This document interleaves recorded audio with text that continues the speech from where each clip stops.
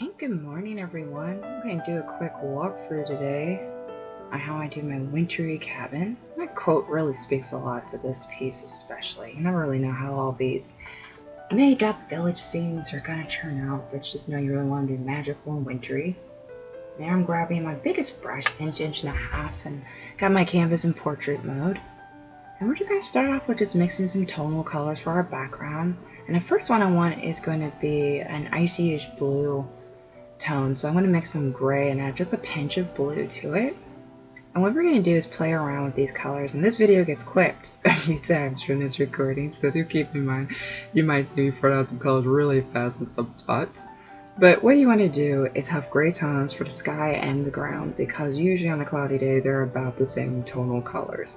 So what I did is just added more white for the top half, and then I did a little strip for where the trees are going to go by adding brown to it, and then I just left the color the same way I mixed it for the bottom. So it's all going to be bluish grays, but you just want all three to be lighter and darker than each other. And once you have that, you can go ahead and start mixing some cloud colors. I would grab like a medium round brush or a filbert, and they're going to be mainly white, but there's shadows whenever you're painting and putting in clouds. So you definitely want to have a little bit of yellow too for where the sunlight might kiss a few areas. And what I like to do is just roll in the clouds by like turning your brush in a circular motion, like you're making little circles, and you can even dab for tiny little pieces of your clouds. But you want to put them in rows, and you want to alternate between your gray and your white, so that way there's a shadow on the bottom of the clouds as well as on the top. Kind of looks like little hills for a second there when you get going. And don't get too concerned with blending until after I put in all my rows. So after I throw in the shadows, light grays, a few sun-kissed ones to show where the sun's hidden away, I go back in with a slightly damp brush and just blend in my brush strokes very softly. You can just do that with a nice clean damp brush, and hopefully you're seeing too with my trees up close that they're just squiggly lines, and just put them in really softly so they're very undetailic. I want them to seem very far away, so I left them very abstracted and soft. And you can touch those up as they dry if you want to. But I try to leave mine's very undescriptive.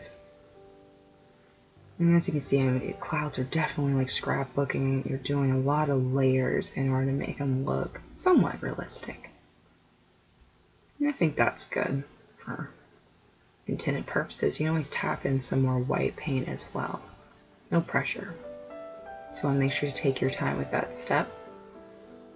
And then what I'm going to do is start grabbing a few colors just to plan out where every smaller object's going to go in our ground space. And it's okay to let this piece dry a little bit, enjoy your drinks, and just sip on your tea or your spritzer right now. And then you want to mix with a flat brush a little bit of brown and some black, maybe a pinch of white, but you just want to get a nice log cabinish feel brown. And just draw in all the houses you want in basic shapes, so like a little rectangle for your chimneys, triangles and squares for the roof and the sides of the house. And we're not doing the windows just yet, so I'm just getting in the roofs and if it has a chimney or not, just those three parts: walls, roof, chimney. And I think for this piece I'm going to stop at 4, maybe add a little shed onto this house for variety. And then you just want to fill in just the sides with this color. The reason why you don't want to fill in the roof is I know I'm going to let these roofs get completely coated in snow in this scene. I'm going to have a very snowy background. So I'm just going to go around and make sure I fill in everything else though completely brown. Let's skip the roof so that way you don't have to re-fight brown or anything like that underneath our white. Of course, feel free to change the color of the houses up if you like. If you like red, for example, or navy. And now that we got a nice base going on those, I'm just going to grab my detailing brushes and have those off to the side, because I'm going to be playing around with a lot of my smaller round brushes. And just using my little small flat one to get started on some windows, which are all just squares and rectangles, but the key is to make sure you're using gray or yellow to show that there's like a light coming from the inside of the houses. If you pull down on your flat brush, like go up down, it's already going to be the shape of a rectangle or a square, so it helps simplify that step for you. I'm definitely trying to write a nice cozy story that there's people home or they just made it home as it started to snow.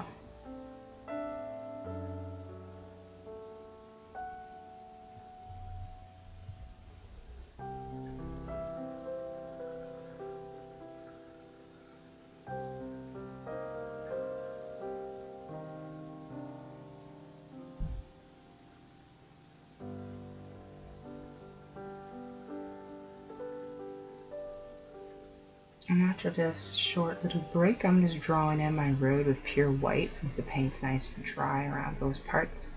And I'm just going to go ahead and coat the rooftops as well since those are pure white. I won't drag any wet brown paint.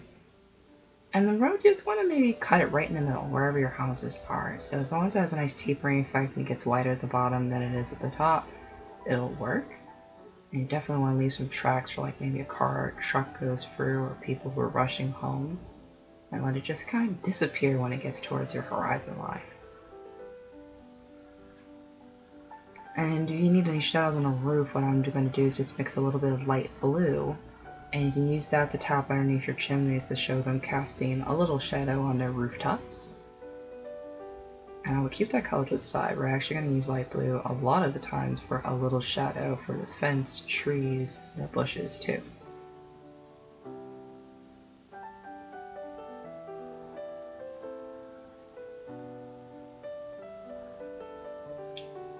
And as you're taking your sips and allowing your piece to dry, you just be thinking about where clean snow's gotta be. And I really want to put it with a flat brush. I'm just gonna start tapping in behind the houses since it wouldn't be the area with a lot of high traffic during a freshly fallen snow. So I'm just gonna cut right behind on the right and the left hand side some clean snow coming in. So that way I'm going to put any newer objects towards the front to help frame this piece a little bit. And I definitely do like more than one coat, but you really want to tap and release the paint. You don't want to over blend. You want to really allow that texture to stand out and be rounded. The more water you add, the more it's going to spread. So I'm not using a lot of moisture with this. And I'm just cutting in a little bit more snow on the sides where I'm not going to be tapping in any new objects.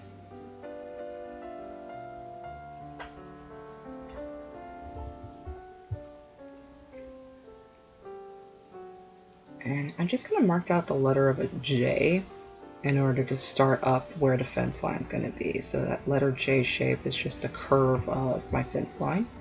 So I'm going to finish up using white though for a moment and tap in a little bit more loose snow.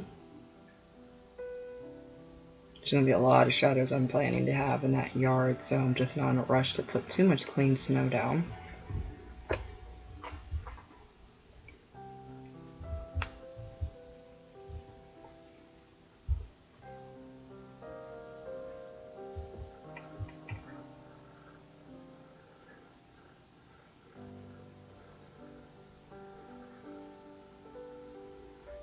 Just making sure to take our snack and our sipping breaks in between so that we can let that color set up. I'm really using a blow dryer this time with this piece, just allowing some pauses to happen in between some steps, let everything set up and check all my colors.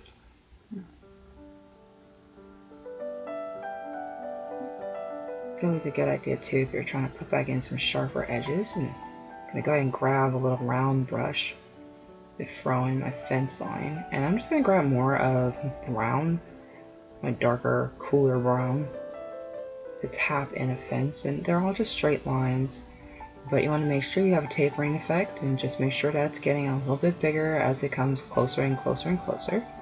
And you can use this color too to tap in some textures on your houses to show that they're like made of wood, and also just to re-outline and sharpen up those shapes a little bit so they contrast with the snow around them.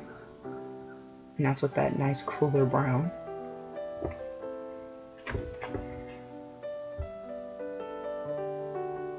This also gave the fence a minute to set up, because you want to now put in some trees. And the trees are like kind of like imagining like the letter Y. They're very barren, maybe lots and lots of twiggy branches on them. That you can do some big trees that go all the way up to the horizon line, and you can do a few shorter trees on the sides of some houses very close to them. I feel like max you want to do 4 larger trees depending on how many houses you drew in. But I'm just making sure to break up my entire canvas area. So nothing's landing directly in the middle of the canvas, of course, but just something to help guide your eye around the piece, and also divide the little village area into some sections. So one side of the street and the other side. And I'm just making sure to go back towards the bottom and thicken it up a little bit so that way it can hold the weight of the tree, but not drawing in any roots, since I really want to keep illustrating the fact that it's snowing, and it's snowing heavily. So things are getting covered up. Probably been snowing all afternoon.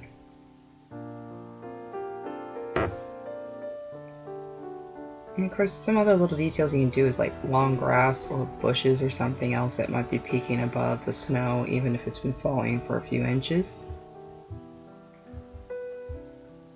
And you just want to do all of those in a nice brown, cool brown tone. You don't want them to be too warm, since there's no directly bright light source or anything like that on them.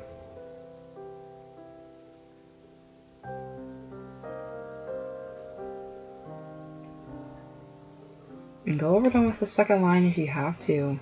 If they don't seem very solid, you don't want them to come out very transparent. It's always good to let some paint set up for 2 minutes or so, just so that way it's tacky enough to allow a second coat of paint.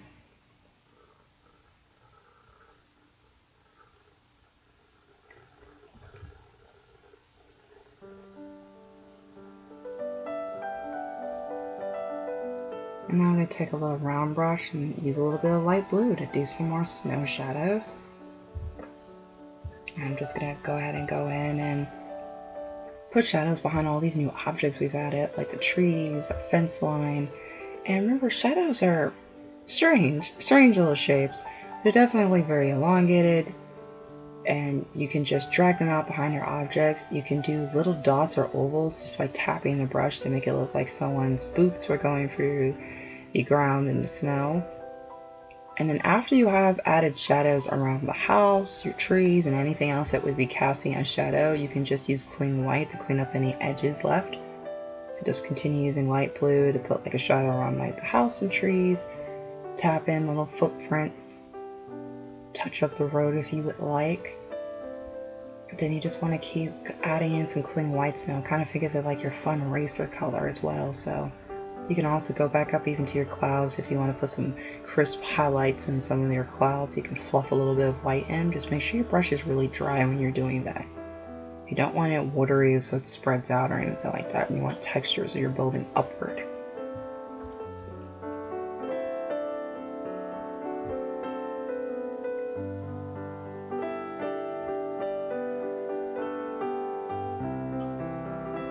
And now this is going to really allow for us to start doing some other forms of detailing, like going in on the windows with like a paint marker or a sharpie is easiest to do the panes and the little frames on those, and also sharpen up details like a door or the sides of your house just one more time, just to make sure those forms are really nice and the shapes you want. And definitely double check your shadows as well, that the colors are where you want them to be, or see if they need a second coat. Because once you flex snow, you really just don't want to go back to layers like that. Seeing quite a lot of snow on the ground, there's some snowy clouds, but now we want to just start packing in some snow also up on the horizon line and have some snow falling. So as the snow's been falling, it would also catch on outer elements of your house like window seals. And you can just use your little round brush in order to tap snow into places like that or on top of door frames. Your trees would also catch snow, so you just want to tap your brush to release little piles of snow in the mixing creams of your tree where it'll hang out in the little corners. And I want to make that brush go away. I would use like about the same size round brush to approach the background as well. So after you double check that you got your trees and your bushes done, you can move on back towards the horizon line as well and start adding in some snow there. And I just really do a lot of straight lines as well as just tapping only at the top part of a lot of these trees, because you do see the snow through barren trees like on the ground, even in a distance if you're looking at like a photo reference. So usually I'm doing like a lot of straight lines and maybe some clumped up snow in some areas, but you don't have, unless it's nighttime, a good solid silhouette. You usually can look afar and see, oh, it snowed even in the hills in the distance through the trees.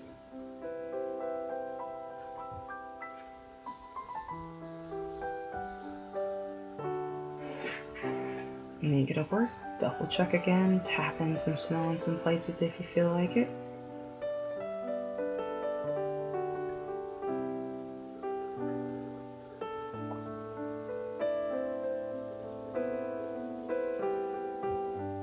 And this is really that part of the painting too, where I just invite people to double check your edges, look around, and just detail. And sometimes creative ideas come to you at this part of the piece too, so definitely don't be afraid to add something that you would think would make this painting unique or finished. And I just really hope this process allows you to replicate some other village scenes, and I can't really wait to hear everyone's like creations and see the photos and everything like that, so feel free to share those with me. But I really hope you enjoyed this simple process. We're just doing a really small, nice gift card like scene of just freshly fallen snow. And of course, if you also love this scene the way it is, you can make it actually snow by flicking a little bit of snow with like a toothbrush or a flat brush, and you can apply snow that way, so that way there's some fallen snow as well. I think it looks great either way, but if you wanted to do that, you just want to make sure that you don't have any chunky white. You want to make sure you water it down on your plate, so that way when you flick, you don't accidentally get like a huge clump of paint or anything like that, and you want a nice even spray. And you can do that as many times as you like. It will help give it a more of a just fallen snow look, or still falling snow. It's whichever look you like the most. But that would be the last step before you want to rip off any tape and gift this or frame it and hang it up. And if you do this on stretch, it's just as pretty. Just make sure you hit those edges as well. And definitely feel free to look at my other wintry paintings to try out. Thanks, bye!